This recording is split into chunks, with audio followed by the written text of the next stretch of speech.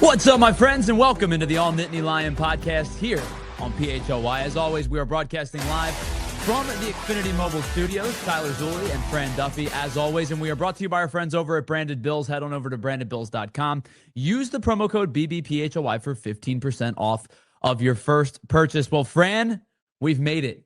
Non-conference is in the books. Cupcake games in the books, and we get ready for the biggest game. Maybe not just for Penn State and Oregon this season, maybe one of the biggest games of the early slate of the regular season across all of college football. Number 3, Penn State, number 6, Oregon, but not just the Big Ten tests, not just 2 top 10 teams, but the whiteout at Beaver Stadium as well. I am super excited to get this one going with you today, Fran. But first and foremost, as always, a happy Tuesday to you, and another slate of college football is in the books, and a good one at that. Yeah, and we've got another great slate coming this weekend. Obviously, we're going to be talking a lot about Penn State versus Oregon here. 2 potential playoff teams, 2 national title contenders for a lot of analysts around the country coming into this season. So we certainly have a lot to break down in this game. I mean, it's going to be headlining here when you get into this week's slate of college football. So coming up in the next hour, matchups, players to watch, key breakdowns, and what Penn State has to do to pull off a victory against the number 6 ranked Ducks. Now, can Oregon handle the whiteout night game pressure that comes with playing at Beaver Stadium? What does Drew Allar have to do? What does the run game have to do? And what is most importantly, what does the defense have to do to stop Dante Moore and this high-flying Oregon Duck offense? And we'll do it all in the next hour here on the All Nittany Lion podcast. But, Fran, let's start with the bigger picture. Let's start with the whiteout atmosphere, start with the night game, start with the Big Ten, the top 10 matchup in this Big Ten opening slate. And I think when you think of all of these things, the immediate thought that comes to mind, the prevailing conversation that comes to mind is James Franklin's tenure as the head coach of this Penn State football team. And up until last year, the knock on James Franklin had always been record against other good teams, record against Big Ten teams, record against Big Ten teams with top 10 aspirations.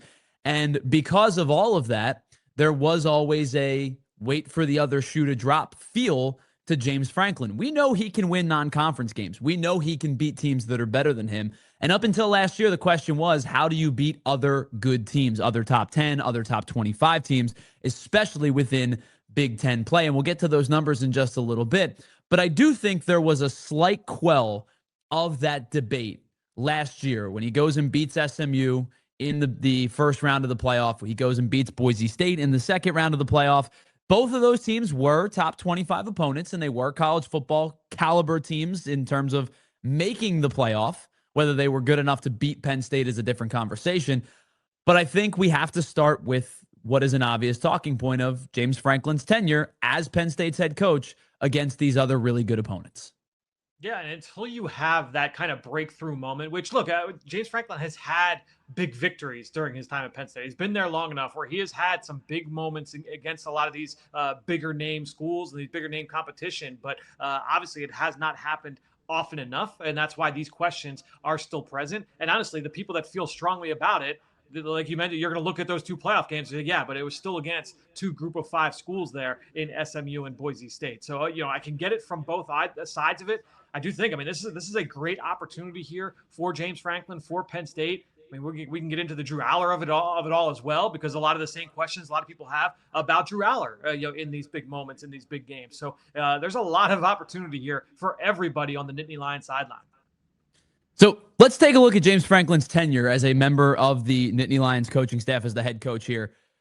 A resounding good at Penn State. No question about it. Since James Franklin has taken over as the head coach of Penn State, they have done a lot of winning. They are 62 games over 500 as James Franklin's in James Franklin's tenure as the head coach. It's a 71% winning percentage. And in fact, even in Big Ten play, they're 31 games over 500 amongst their Big Ten opponents, near 66%. So effectively, they win 2 out of every 3 Big Ten games. We know for a fact he can beat teams that are lesser than him and lesser than his Penn State teams. He's 40-9 in non-conference play, including 26 consecutive non-conference victories since the 2016 loss to Temple at Lincoln Financial Field. But as always, those bottom 2 rows there are the big question that loom large over James Franklin's head. Can he beat the best teams? And as we said, 2 playoff wins, but as you brought up, Fran, 2 non-Power 5 or Power 4 conference, however you want to look at it, they were favorable matchups and they were lesser rosters.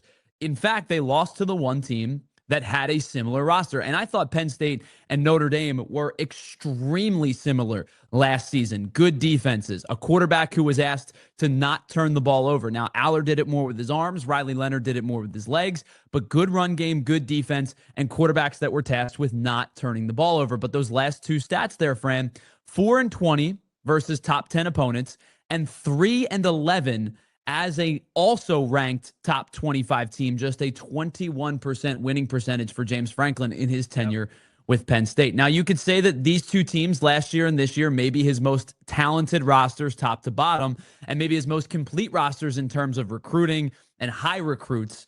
But those numbers do dictate to you that James Franklin and Penn State have come up small at times when these big games come into play. Yeah, and look, when you look back at a lot of those losses, there's a little bit of everything. There's special teams gaffes. There's there's games where they just got run off the field. There are games that were 1-score games where it's like, an offensive break here or there, or maybe a busted coverage or a missed run fit. Oh, you capitalize on this one play, and then all of a sudden that's a different outcome. And so a lot of different reasons for it, but again, all you can do if you're James Franklin and if you're Drew Allar, you're that coaching staff, you're looking at this team and you're saying, what do we have to do to go and get a win this Saturday night against a very, very strong Oregon Ducks team that's going to come in? Obviously, look, they're going to have confidence, especially after how the Big Ten title game went a year ago. But still, it's a very different team from the Oregon team that we saw a year ago as well. Yeah, quarterback in the NFL, top wide receiver in the NFL, top tight end in the NFL, but that does not mean they're devoid of talent by any means. And it was funny, Fran, you and I talked a little bit about this last week, because when I did the show at that time last year, heading into the Big Ten title game, my only thought was, if this is a low-scoring game, it could bode well for Penn State, because that means they're playing in a fist fight type of Big Ten game that they're used to. If it's a high-scoring game, it felt like only one team had the capacity for a blowout, and that was Oregon. Now, it ended up being a high-scoring game, and Penn State kept pace, which was something I didn't expect, but they were able to open up the field a little bit, got what they wanted, 1 or 2 plays here or there, the difference maker in that game. We talked about the interception at late in the game. It was maybe Drew Allar trying to get downfield. You talked about it from an NFL perspective of trying to show that he can push the ball down the field a little bit more. In that grand scheme of things, like, did they have time? Yes, they had time. Am I super, super mad about the throw? Not really. It was him taking a chance, and it was a nice play by the defensive back to make the play. But when you looked at these 2 teams last year, it was very much Oregon offense, Penn State defense. Now you look at them maybe 6 months later, 8 months later, or whatever it was, I think Penn State's offense, with the addition of this wide receiver group and knowing that the offensive line is back and Allar's back and the running backs are back, probably has elevated my thought process of them a little bit, but maybe the defense a step down compared to where they were a year ago. And before we kind of get into X's and O's, offense versus defense, just overall, looking at these 2 teams, is there a matchup to you that kind of like could be that difference maker heading into this game? Yeah, to me, the thing that can absolutely tilt this game on its head would be if the Penn State defensive line is able to get after and affect redshirt sophomore quarterback Dante Moore, who has been on an absolute tear for Oregon so far this season. One of the stories of college football. This is a former big-time recruit, 4 or 5-star kid, coming out of Detroit, ends up committing to Chip Kelly and UCLA. He was initially committed to Oregon, but then flipped once Bo Nix announced that he was going to go back for his final season. So he ends up going to UCLA. He starts a bunch of games that first year for Chip Kelly and ends up getting benched around midseason. A lot of sacks, a lot of turnovers, just very up and down play. He's got a ton of talent. He ends up transferring after the season, goes to Oregon, redshirts last year behind Dylan Gabriel. I think he threw like 4 passes all season long. So a big story coming in was, all right, what is Dante Moore going to look like? And so far, he's been awesome. I mean, it's a quick release, all the tools, but there's still that ability where it's like, man, if you can speed up his process, if you can affect him from a pressure standpoint, even watching that film last week against Oregon State where the rush got to him a little bit early and speeds him up and he kind of throws on blind, it goes right through an underneath zone defender's hands. And so to me, when I look at Dani Dennis-Sutton and you look at Zane Durant, we've talked about that defensive front for Penn State. If they're able to get to him, whether it's in a high leverage moment or if it's earlier in the game, and now that's where like the whiteout and the night game and what that environment looks like. If you can build that momentum early on, that is something that absolutely could, I don't want to say level the playing field because I think it's a pretty level playing field to start, but to really get the positive momentum rolling in Penn State's favor, that is something that I would look at as an X factor in this game.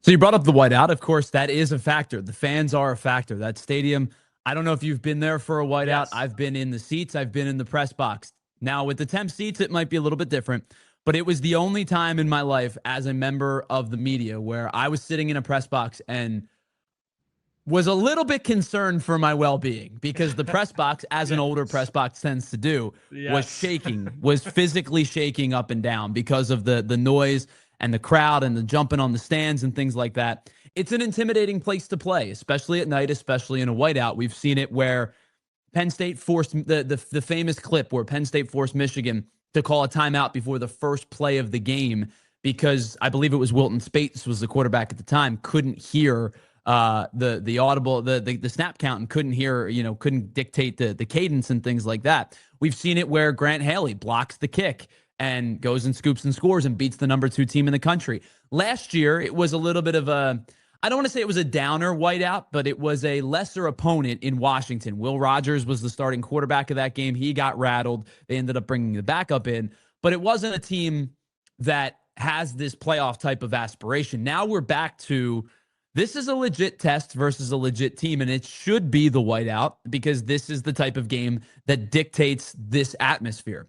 But on the inverse, the flip side, this is the type of team that should be playing in a whiteout. I don't think it's going to impact them the way that it would a Washington, the way that it would even a Wisconsin or a team of maybe of lesser ilk. This is a team that's coached well. It's a team that's played in big moments, and I know there's been turnover in the offense as we brought up, but it's a team that I don't think is going to be scared by the moment unless, as you brought up, it can impact Dante Moore's timing and rhythm. That's the only way that I see any kind of like legitimate impact, but it always is a difficult place to play, especially at night with the whiteout.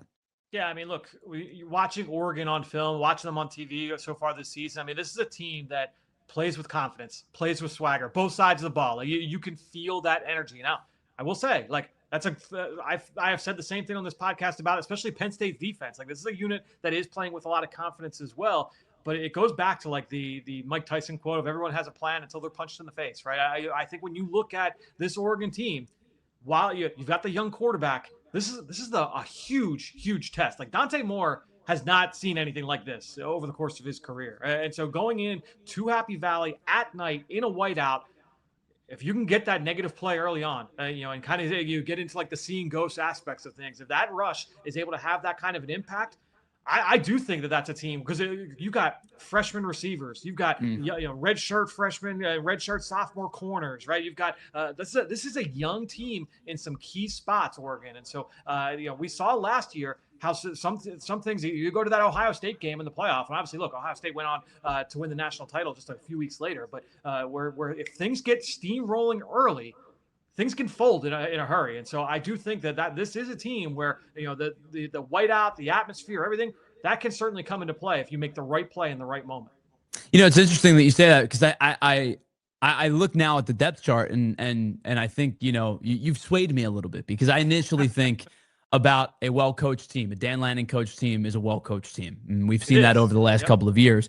And you've swayed me a little bit because I almost felt rock steady in my opinion on not impacting them. But if you bring up, the depth of key positions, maybe that is a difference maker. Maybe that is the spot where you can get after a quarterback who steps into the limelight for the first time. And I think this is going to be a really, really intriguing game. I think the line is low, and it probably should be low, and it's favoring Penn State by a few points. I think the last I checked was 2.5, 3.5 in that range. But I think it's going to be a really interesting game and a really good one. And I'm glad that it's a night game because I think the full world should get an opportunity to watch these two teams play. All right, we're going to take a break. On the other side, we'll start to break down the matchups. Fran has been deep in the film study, looking through both Oregon's offense versus Penn State's defense and Penn State's offense versus Oregon's defense.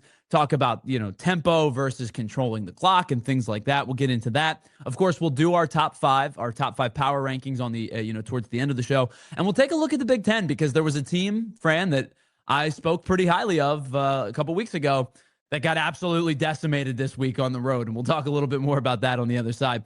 It is the All Nittany Lion podcast. We are brought to you by our friends over at Branded Bills. We're broadcasting from the Xfinity Mobile Studios, and we will be right back after this.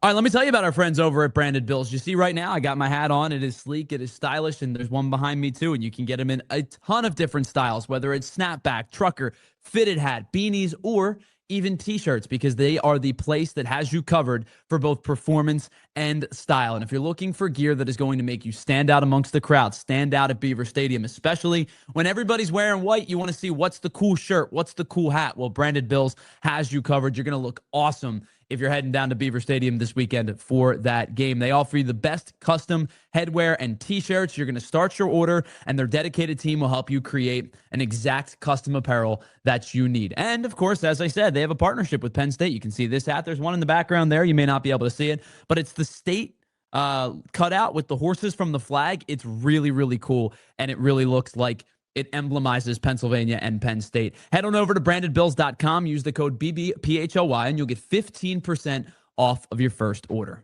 Thank you to our friends, of course, over at Branded Bills. And now we'll hear from our friends at Omaha Steaks. Because look, everyone talks about like grilling in the summer, but grilling in the fall, whether you're tailgating, you're at the stadium, or if you're just out back, being able to just throw some meat on the grill, throw some vegetables on there, have that well-rounded meal with like top quality ingredients, there is nothing better than that. And if you're talking about high quality ingredients, then you got to talk about Omaha Steaks. You get the handcrafted steaks. You've got the delicious fall favorites. The Omaha Steaks is going to deliver the world's best steak experience, especially in your own home. You've got USDA certified tender steaks, juicy burgers, cozy and convenient comfort meals, plus tailgating favorites. You can get chicken wings. You can get smash burgers. You've got the big deli style franks and sausages, things, anything you want, you can get covered over with Omaha Steaks. And now during their red hot sale event, you can get 50% off site wide at omahasteaks.com. Plus our listeners get an extra $35 off with promo code EAGLES at checkout. And look, again, I'm a big, I love going out on the grill and cooking outside, no matter the time of year. The convenience of having the high quality Omaha Steaks right there in your freezer or right there in your fridge. You go and you bust that out. You don't have to go out and have a quality steak dinner. During the fall, I'm searching for date nights with my wife and trying to find, all right, what's a night we can get out and go to a restaurant. You don't need to. You've got the quality ingredients right at your home thanks to Omaha Steaks. Get fired up for fall grilling with Omaha Steaks. Visit omahasteaks.com for 50% off site-wide during that red hot sale event that I mentioned. You've got that promo code EAGLES at checkout. See site for details. All right, welcome back to the All Nittany Lion podcast here on PHLY, broadcasting live from the Xfinity Mobile Studios. Tyler Zulli and Fran Duffy. And Fran, you bring up date night, and as a still relatively new dad, my little guy will be 11 months old in just a couple days. Date nights are few and far between in my house right now, and I love the idea of just, hey, let's grill at home. Let's get the fire up the grill. We'll hang out. We'll have ourselves a nice night and not have to worry about getting a sitter and things like that. I do think date night is maybe been the biggest change since becoming a dad. I honestly, I remember when my son Francis was that age. It was like, it might have been a little bit younger because he was born just before the summer. So he's a few months old. And having like Omaha steaks, like on the grill, I feel like I still have the video on my phone. I'm like, oh, like just like having that good steak, throwing the Omaha steak on the grill, and Meg and I having like grilled asparagus, on the side, and you get some mashed potatoes. Ooh, And that's like, a good oh, play like, right there. just ideal. And you did it right at home. Francis is sleeping, sleeping next to us in the bouncer, and we're off and rolling. That's the play, man. That's the way to go. I know date night changes as you have kids, but still should have date night is the key. Right. All right, let's talk about this Oregon offense versus the Penn State defense, because I'm super intrigued by one matchup in particular, and we'll get to that in just a second. But I'm just going to rattle you off a list of things here, Fran, and you're going to probably at some point tell me to shut up because it's a very long list of things that the Oregon offense ranks within the top 10 in college football this year. Third down conversions, they're 10th. Completion percentage, they're 13th. First downs in total, 12th, 103. They are one of 7 teams to allow 1 or fewer sacks. They are one of 30 teams yet to have fumbled the football. Penn State is also in that category. One of just 15 teams with 1 or fewer turnovers, just 1 interception from Dante Moore. They also are in the top 20 in total offense, passing yards per completion, red zone offense, which is a big factor I think we'll touch on in just a little bit, and rush offense as well. And they're doing all of this while taking just 14 penalties so far as a team. So again, Dan Lanning, coach team, well-coached team, that's going to happen. But this offense numerically, and again, I know they've kind of not been tested either. They've played Oregon State. They've played Oklahoma State, who they've beaten pretty convincingly. A 20-point win against Northwestern. All of these numbers tell you that this offense is clicking right now. And they're doing a lot of things both efficiently, effectively, but also having the ability to get down the field on you when they need to. Yeah, and that's the thing. When you have Dante Moore, kind of running the show back there, I talked about his skill set a little bit. He's got a really quick release. He can make all the throws that you need.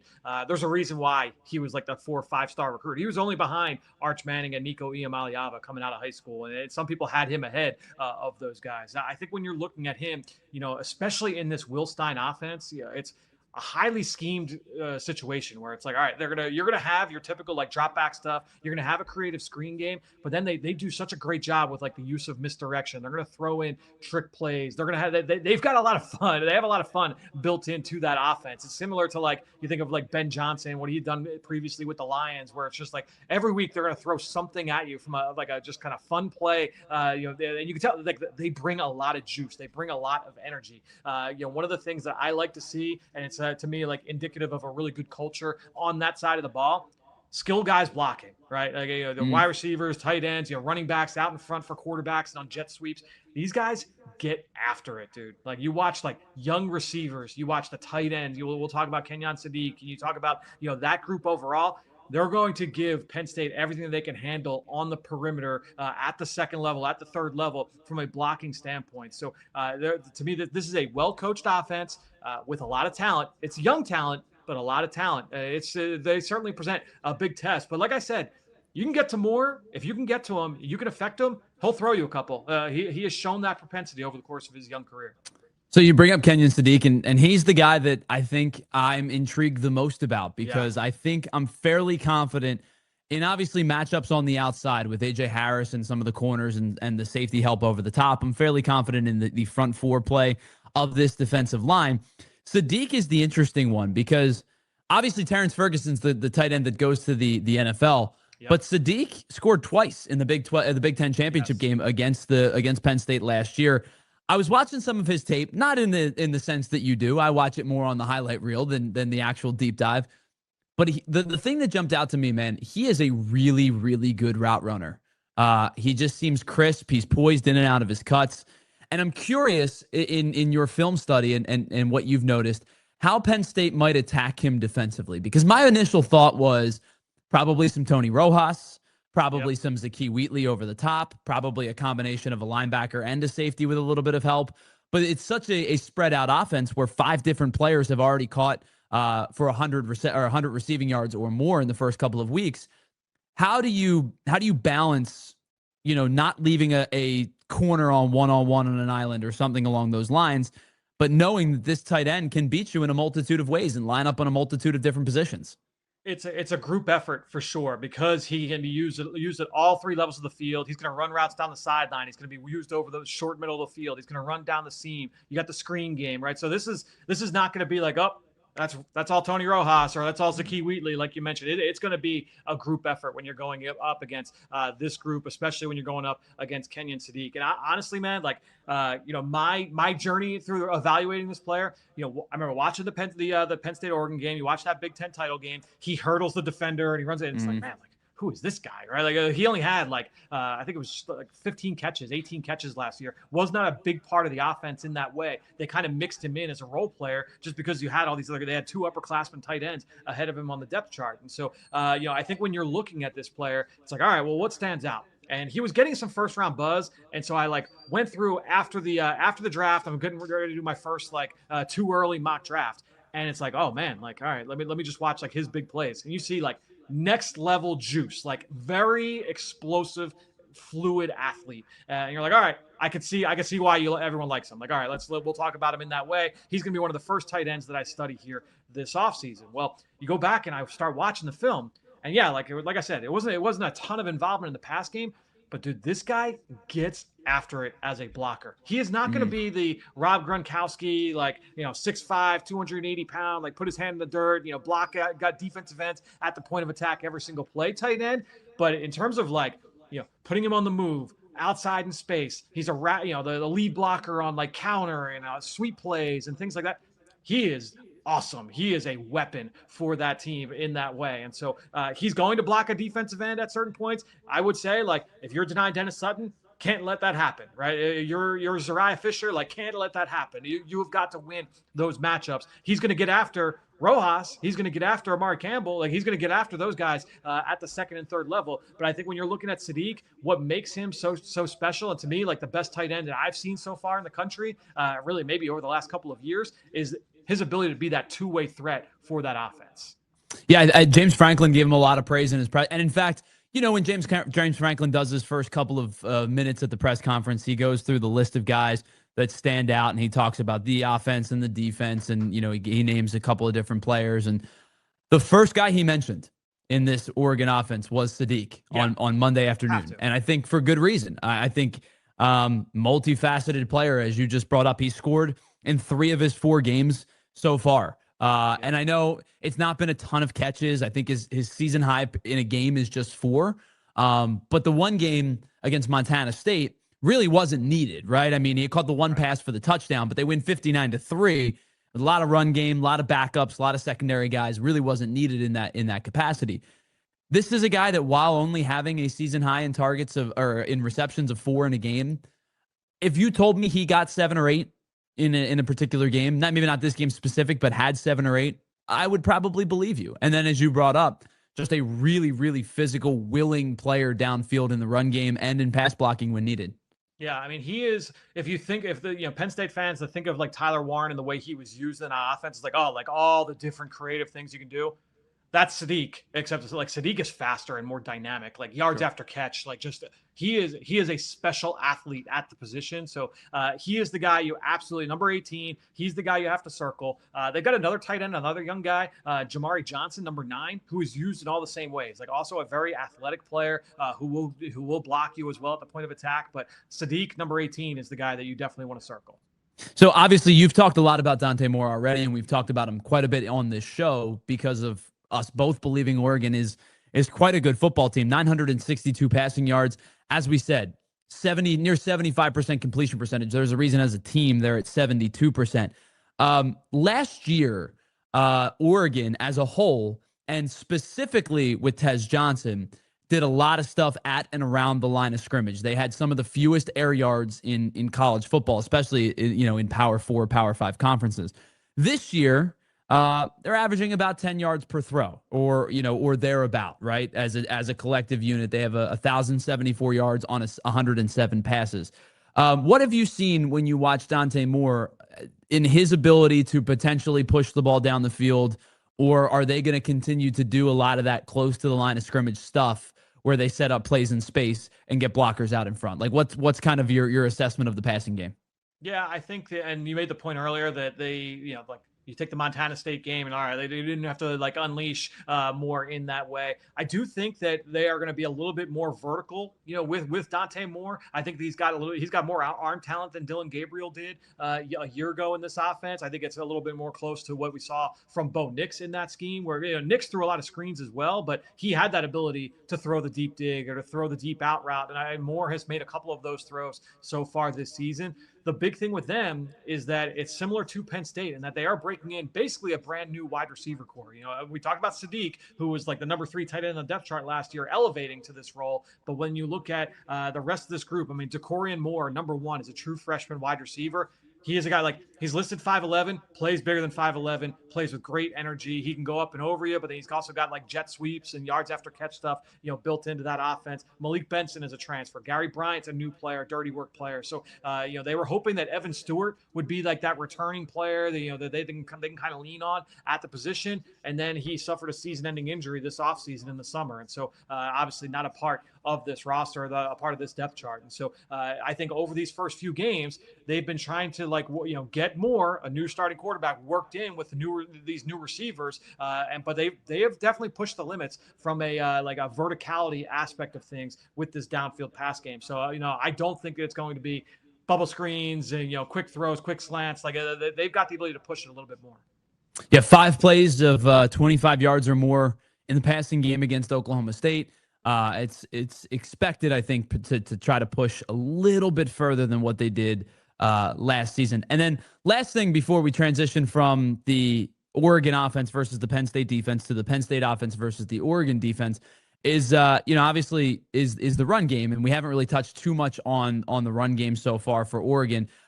In terms of their run game, anything stand out to you? Like, how they get after it, how they scheme things up. Anything jump out to you in the run game that could maybe potentially pose some problems for Penn State? Yeah, I mean, this has been basically their bread and butter over the course of this season so far. It's a lot of zone stuff, a lot of inside zone, outside zone, but they'll mix in some gap scheme, especially because, again, of those tight ends as blockers. So you'll get Sadiq, coming around as a lead blocker on a lot of these. Now, Noah Whittington had been their leading rusher, was hurt last week. Dan Lanning said earlier this week that he should be good to go here against Penn State. So you'll see Noah Whittington, number 6. I will say, I think I liked a little bit more what I've seen from the junior Jaden Lamar, number 27. He's got some bulk. He's got fast feet. He can bowl through contact. He's pretty strong there, but he's also got some burst through the hole. He's got some lateral mobility. So they also brought in Mekhi Hughes from Tulane, who was a transfer this year, and he had a lot of pub. There was a lot of buzz about him coming into the year. He's kind of taken a back seat. So it's a deep running back core. The offensive line is pretty good up front from a run game standpoint. I do think that the Penn State defensive line can get after that group in the passing game. I like some of the matchups there for Penn State there, but they've got the ability to move people off the ball in the run game. So I do think, like, if you're looking at Zane Durant, like Durant's he's gonna need one of those games where he's like penetrating and getting into the backfield. If he gets four hands on him, he's going to struggle against some of these interior offensive linemen from Oregon. All right, so let's flip the field now, and we'll take a look now instead at the Penn State offense versus the Oregon defense. And the last time these two teams met, Penn State put up a surprising amount of points. Did it through the air, did it on the ground, and obviously the two big backs were a pretty major factor.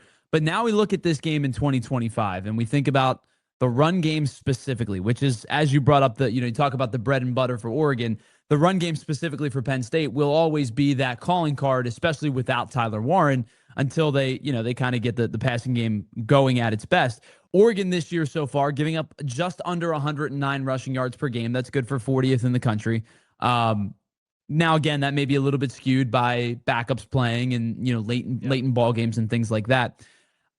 If I were to choose, and we've talked about the Catron versus Singleton argument, and it's not necessarily like a pick one or the other. It's just a balance of who may be more effective in an individual game. Looking at Oregon's defense, looking at Oregon's offense staying off the field, thinking about this offensive performance for Penn State, this to me feels like another in the chapter of the Catron Allen saga, where he can beat you up early and grind you out for, the 4, 5, 6 yards per run, get a couple of maybe a bigger break here and there, and then allow Nick Singleton to do the the big time home run hitting type of plays as you brought up a couple of weeks ago. This one feels like to me Katron early, Singleton late if the game allows the running game to continue to go as it should.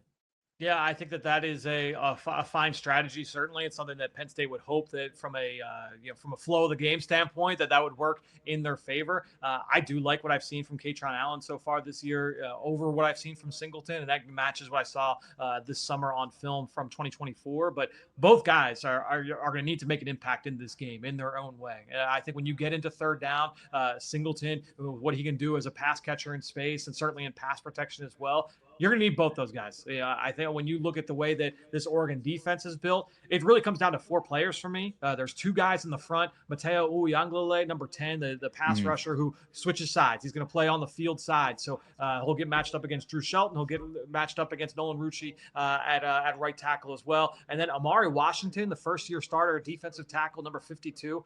This guy's like a dancing bear, a really big, 330-pound nose tackle with really explosive traits. So those are the 2 guys up front. Bryce Betcher, the linebacker, number 28, is kind of like their flag carrier, middle of the field guy. And then in the defensive secondary, the Purdue transfer, Dylan Feineman, number 31.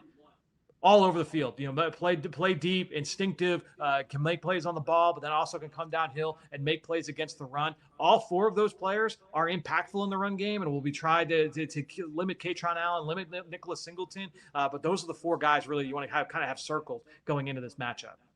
So looking at the passing game, Drew Allar obviously has had fine numbers. I mean, they're nothing eye popping, but fine enough as protecting the football and has done enough in the passing game and doing what he's asked to do. We've seen some really good throws, as we talked about the one to Trevor Pena last week against Villanova, or 2 weeks ago against Villanova. In terms of attacking this Oregon defense with Drew Allar and with the arm, are any of the receivers / tight ends in this, the pass catchers, I should say, any of the receivers or pass catchers in this situation, do they jump out to you as maybe the guy that Allen may be able to target in this one, going through the levels incrementally? Yeah, I think that when you look at it, the way that this defense is built, it's mainly split safety, middle of the field open, kind of zone coverage scheme. But at the end of the day, you're going to need all 3 of these guys, and I would try and test it. Dan Lanning said earlier this week, he was like, they are pushing it a little bit more vertical than what we have seen. And I think when Devontae Ross, with what he has been able to do down the field as a vertical stretch player, you'd love Drew Allar to be able to connect on one of those deep plays, especially again, early in the game. If you can get momentum on your side, get that crowd kind of froth at the mouth a little bit, and really kind of swing momentum, hitting a deep shot to Devontae Ross would go a big way in being able to do that. If Trevor Pena is able to, turn a wide receiver screen or a shallow cross into an explosive play, I think that you've seen some missed tackles from this Oregon secondary. They haven't given up a passing touchdown yet in the games that they've played. So this is a team that has not been overly tested. They've played better competition than what Penn State has seen. But at the end of the day, this Oregon defense has not seen a Penn State offense, or has not seen an offense like this Penn State group. You've got the speed with Hudson and with Pena and with Ross. You mentioned the running backs. To me, you look at these, they play kind of a 4-man rotation at corner. They've got 2 young guys, 2 freshmen that have played a decent amount, number 7 and number 4. And then they rotate in some upperclassmen in Lalea, number 3, and then Theron Johnson, number 5. He nearly gave up a touchdown on busted coverage last week in zone coverage against Oregon State. You can get after these guys. And again, especially if those young guys are in the game in that environment, they give up a negative play. Let's test their mettle a little bit. That would be something I would want to watch. And that's honestly, it's what we've been saying all season long about Drew Allar. And the goal of the last month has been develop faith and develop trust in these receivers, even if it's going to be mixed results against Nevada and against FIU, as you're kind of having that feeling out period.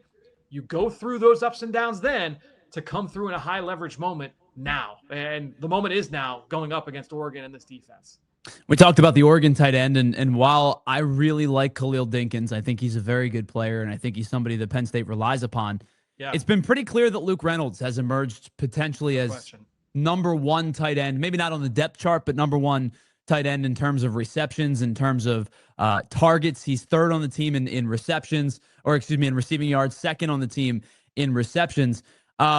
He's improved as a run blocker. You know, obviously, you look at Luke Reynolds, and the first thing you think of is the fake punt against Minnesota that kept their playoff hopes alive late in the season last year. But he's become a much more well-rounded player. He's become a much more utilizable player, especially now that Tyler Warren's not there. Red zone opportunities, I think, is where Luke Reynolds could shine this weekend. Now, it's a small sample size. It's admittedly a very small sample size, but Oregon has given up red zone points on every possession that the opposing team has been in the red zone. It's 4 for 4. It's a very, very small sample size. It's 3 touchdowns and a field goal, but it's something that you can maybe, put your hat on a little bit and say, hey, if we get into the red zone, we have to capitalize, because inversely, Oregon, is going to do it themselves. They are 20 for 20 in red zone scoring themselves this year, including 16 touchdowns in the red zone. I think whoever emerges victorious in the red zone play, as tends to be the case in a lot of football games, but whoever emerges victorious in red zone play on Saturday specifically, I think probably has the inside track to win this football game. Yeah, and I mean, you said it earlier that was such a calling card of the Penn State offense last year, and Tyler Warren was such a big reason for that. So being able to utilize Luke Reynolds down in that area of the field would definitely be a big boost for this Penn State offense. I do think the run game is going to have a lot to do with that as well. Again, I think when you get into that part of the field, especially, I'm telling you, man, like number 52, Amari Washington, like this guy has been a load for teams to be able to block. And so I look at Ioane at left guard. I look at Drew Shelton and certainly at left tackle, all those double teams, try and create some space for Katron Allen. You look at Nick Dawkins at center. Like those guys are going to be tested here, in that area of the field. If it's 3rd and 2, can you get 3 yards against this Oregon defense? In those crunch time moments, that's the difference between 7 points and 3 points. And to the point that you're making there, being able to win in the red zone will go a long way towards a victory here against the Ducks. All right, so we've broke this game down in a pretty significant way. On later in the show, we'll tell you how we're feeling, because I think this is the first time that a prediction, a gut check exists for Penn State, and probably for Oregon as well, heading into the 2025 season. So we'll do that on the other side. We'll also have to get into our top 5 power rankings for week 4. And we'll talk a little bit about Big Ten play as a whole in the final 20 minutes of the show. It's the All Nittany Lion podcast here on PHLY. We're broadcasting live from the Xfinity Mobile Studios, and we'll be right back after this. All right, get your home ready for cozy season during Ashley's Fall Savings event happening right now. Discover the season's warmest and coziest hot buys for every room in your home, from stylish living rooms to welcome dining rooms, and of course, to relaxing bedrooms. You'll find beautiful looks starting at just $299. And right now, buy today and pay later with no interest for 60 months, because fall isn't just a season, it's a feeling. Ask my wife. She loves fall. Visit your local Ashley showroom today and start saving right away. We'll now hear from our friends over at Righteous Felon, because Philly, listen up. There's a new name in town shaking up the snack game, and that's Righteous Felon Craft Jerky. These guys have been running a flavor racket for over a decade, slinging bold, rebellious, small batch meat sticks made with real ingredients and zero shortcuts. And today we are talking meat sticks, the 4 flavor pack sticks that go way beyond the usual gas station suspects. These are clean label snacks made with real ingredients and zero filler. Me personally, I'm a big fan of the fiery habanero. I've got one literally right here at my desk, and it's like I'm saving it for later. I'm going to be going through more college football film this afternoon, and it is the perfect pick-me-up because, again, whether you're fueling for a workout or if you're just dodging the boring snacks, I can go down and get like some chips or like some fruit or something like that. These sticks have your back. And again, you're talking like 8 to 9 grams of protein, just 1 gram of added sugar, gluten-free, soy-free, low sugar, everything you want, nothing you don't. So whether you're fueling up for that workout, whatever it is that you're looking for with that snack, they've got you covered. There's all different kinds of flavors. I introduced Meg to Righteous Felon recently, and now she likes the Korean barbecue flavor, and she's been big into that. So Righteous Felon, high protein, bold flavor, no BS. Check out Righteous Felon. You can get them basically anywhere you're going to get your snacks. If you love fall, you know it's not just a season, it's a feeling. And with Ashley's Fall Saving Event, it's happening right now. Discover the season's warmest and coziest hot buys for every room in your house. From stylish living rooms to welcoming dining rooms and to relaxing bedrooms, you'll find beautiful looks starting at just $299. And right now, buy today and pay later with no interest for up to 60 months. Visit your local Ashley showroom and start saving today. Restrictions and inclusions may apply. Welcome back to the All Nittany Lion podcast here on PHLY, broadcasting live from the Xfinity Lounge. Tyler Zulli and Fran Duffy. And we get you set for Penn State and Oregon, the whiteout on Saturday at 7:30 from Beaver Stadium. All right, let's go a little bit around the Big Ten, Fran, because there's more than 5 teams in the top 25. In fact, there are 7 Big Ten teams in the top 25, but there are 5 within the top 20, including 3 within the top 6. Now, of course, Ohio State is the number 1 team in the country. Penn State, number 3. Oregon is 6th. Indiana, 11th. And Michigan finds themselves at 19th. I believe USC and Illinois are still in the top 25 as well. But, man, Fran, really quickly, we got to talk about that number 11 Indiana Hoosiers team, because Illinois, the number 9 team in the country, went to Bloomington this weekend. They were pretty heavy dogs, and I was surprised that they were as heavy dogs as they were. And I guess Vegas was spot on, and they might have been able to spot them 45 points, because Indiana went up and down the field against Illinois, got everything they wanted. Surratt had 2 scores. Mendoza for 5 touchdowns and a 21 of 23 completion percentage, a 63-10 win for the Indiana Hoosiers. And, I talked a lot about Luke Altmaier. I really liked him. I talked about Kevin Fagan as well. I like him as the running back position. Yep. This was a beatdown, Fran. Yeah, and I think when you're looking at at the Hoosiers right now, obviously, look, this was one of the surprise teams of college football a year ago. They snuck into the college football playoff. We know how it ended, but I think when you're looking at Indiana this year, the ceiling might be even higher. Because when you're looking at Fernando Mendoza and what he brings to the table, I don't know if I'm quite on the to the point where I'm saying oh, he's a first round pick. Sure. But I do think he's a pro quarterback. While Rourke was a really good story and he played the entire year on a torn ACL last year and did a lot for the Hoosiers, Mendoza's a different tier of player, and I think that when you look at what he can do attacking all 3 levels, win from the pocket, he can win with his legs if you need to. But to me, the what he brings as a passer, you pair that with Elijah Surratt, who was a big part of that offense a year ago, one of the better route running, precision, reliable possession receivers in college football. It's a recipe for success, and we know that Curt Cignetti, he's going to have those guys coached up. I was going to ask you, we watched Curt Cignetti's teams last year and said, wow, what a jump from James Madison to Indiana. Yeah. I mean, James Madison, coming into the FBS level had been really, really competitive as well. Yep. And it just seems like he's the type of guy that guys like to rally behind, guys like to play for. And he's done a really nice job at both stops at the FCS level now, or FBS level now, with James Madison and Indiana. And you brought it up, maybe it was one of those, wow, what a surprise. Indiana is here and they're not going away.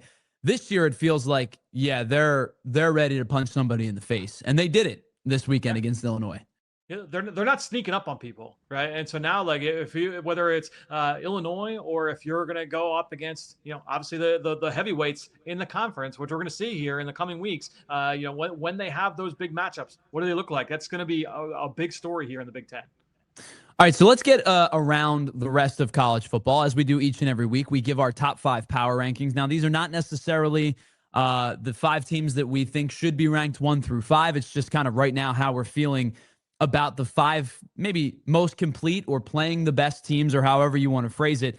And Fran, I'll go first this week because I don't have a whole lot to say, quite frankly. I am going to go with the same 5 that I went with last week, because quite a few of these teams didn't play last week. In fact, most of these teams didn't play last week. But the one team that I continue to go back to are the Miami Hurricanes. And another win this past weekend against Florida. And they are just a team that, I think really are cementing themselves as not just a good offensive team with, Carson Beck at the helm, who played okay. It was 17 of 30, no touchdowns and a pick, but a good running game nonetheless, almost 200 rushing yards. But a really good defensive effort from them as well. And DJ Lagway, who had a rough week 2 weeks ago, throwing 5 interceptions, comes back this week, is 12 of 23, protects the football a little bit better, but he has an average completion of 2.7 yards because he goes for 61 total yards. I don't know how this Miami team stacks up against some of the other elite competition in college football, but they've passed all the tests so far. And they continue to roll. And a 26-7 win over Florida was nothing to scoff at. And that Florida team just continues to face the gauntlet of good teams that they're going to have to for the rest of the season. But I'm really impressed with this Miami team. But the rest of my list stays the same. Ohio State 1, Oregon 2, rounds out with LSU and Georgia. Penn State would probably be 6th on my list right now. Yep. And that would be kind of where my list sits. Yeah, and honestly, like Miami is outside of my top 5. They're at number 6, and there's a pretty good chance that they're in my top 5 when we're sitting here a week from now, because 2 and 4 on my list play each other this week. So I think when you're looking at the way that things are likely to pan out, I would say that Miami is going to be in my top 5 next week. I do think that right now, like if you had a defensive Heisman, like defensive player of the year in college football, it's probably going to Miami defensive end Ruben Bain Jr. with what he's done so far for the Hurricanes. He's been the heartbeat of not just that defense, but of that entire roster.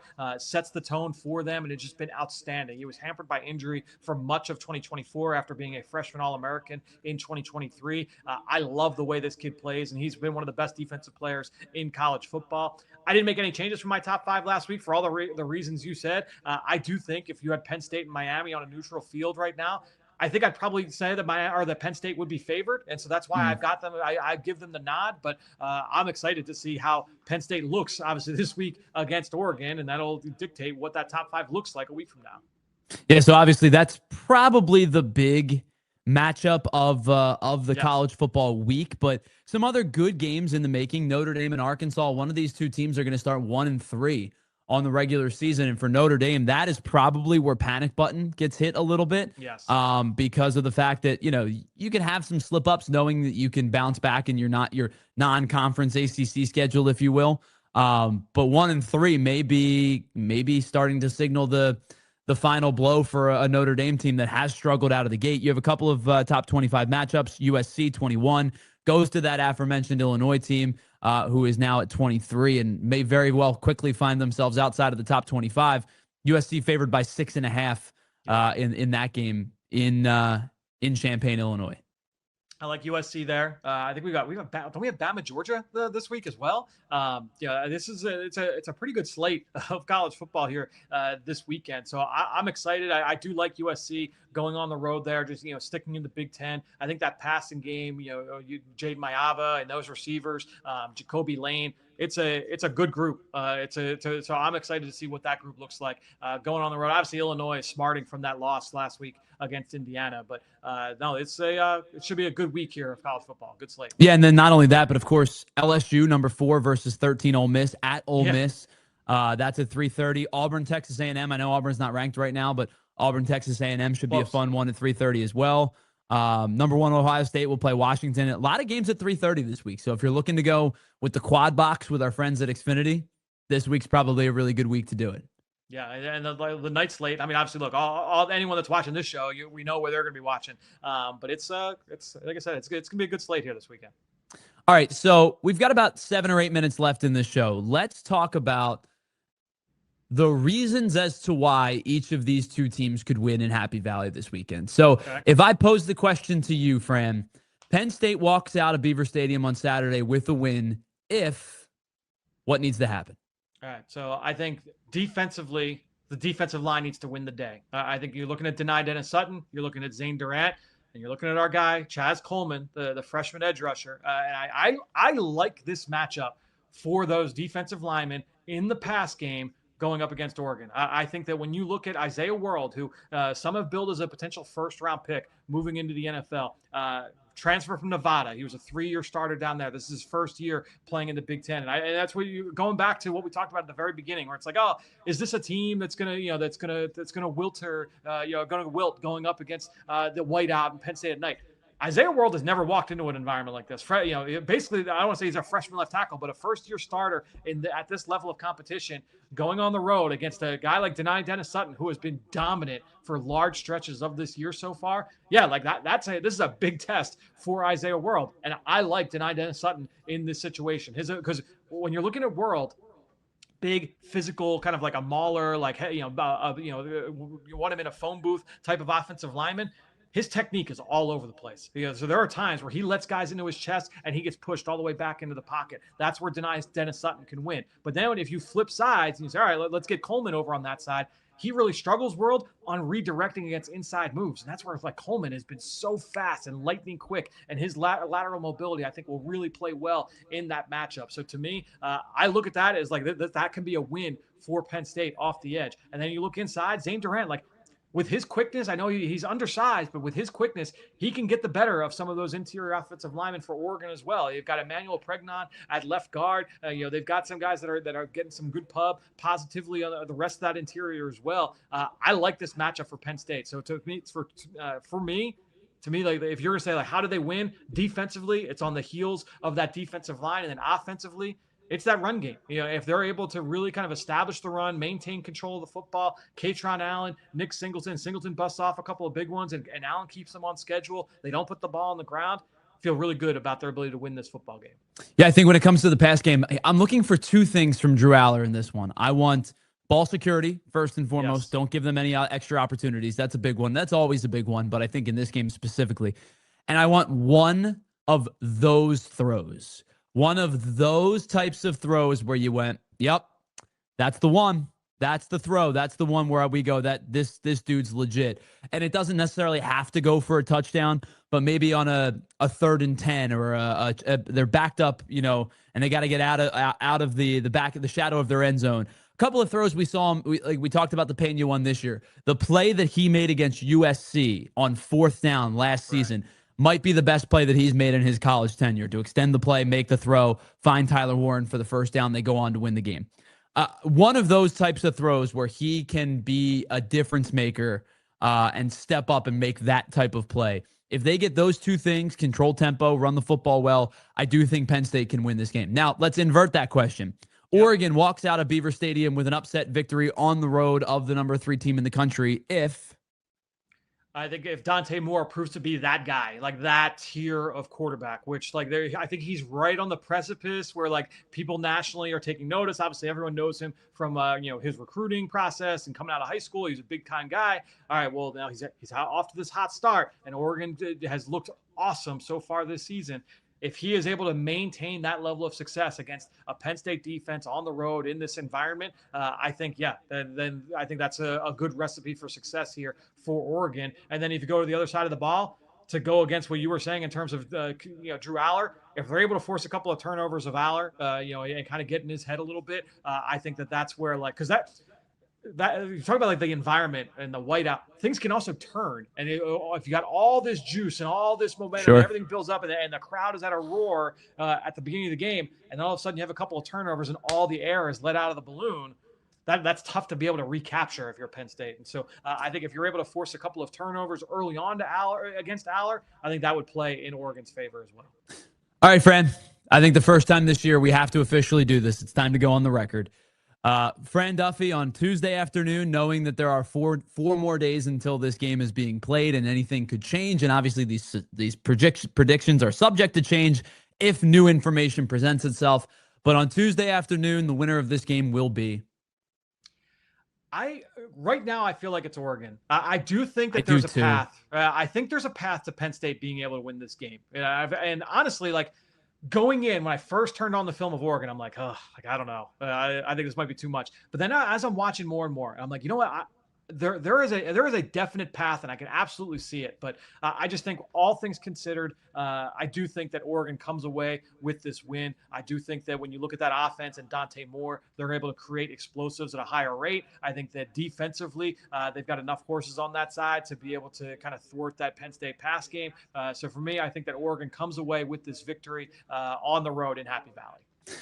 I tend to agree, and I think 3rd down conversions might be the difference in this one. If Oregon has the ability to stymie that crowd just a little bit and bring it down a couple of decibels, and especially early in the game, I think that Oregon could win this game. I think if Penn State rattles the Ducks early, you might see one of those games where it's maybe not high scoring, but Penn State feels like they win more convincingly than the final score dictates. But I think if the game is played at the tempo and the dictation that I think both of these teams hope that it will be, I do think Oregon ends up winning this game in Happy Valley as well. But I hope to be proven wrong. When the next time that we'll talk, we'll have an opportunity to understand which of these teams may be the number 2 team again in the country. Penn State did, by the way, fall to number 3.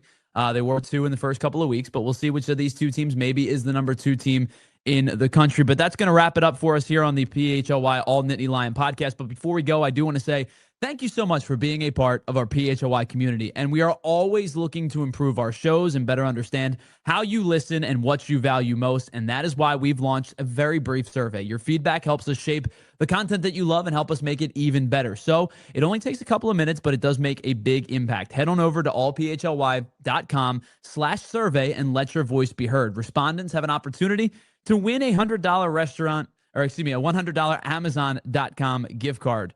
We love you. We appreciate you. Thank you so much for being a part of the PHY community. And thank you so much for being a part of the All Nittany Lion podcast. And once again, we will talk to you next week as we break down this game against the Oregon Ducks. Does Penn State improve to 4-0, or is the first real test a little bit too much for the Nittany Lions? For Fran Duffy, I'm Tyler Zulli saying thank you so much. We'll talk to you again on Tuesday at 5 o'clock right here on the All Nittany Lion podcast on PHLY, brought to you by our friends over at Branded Bills. We'll see you later.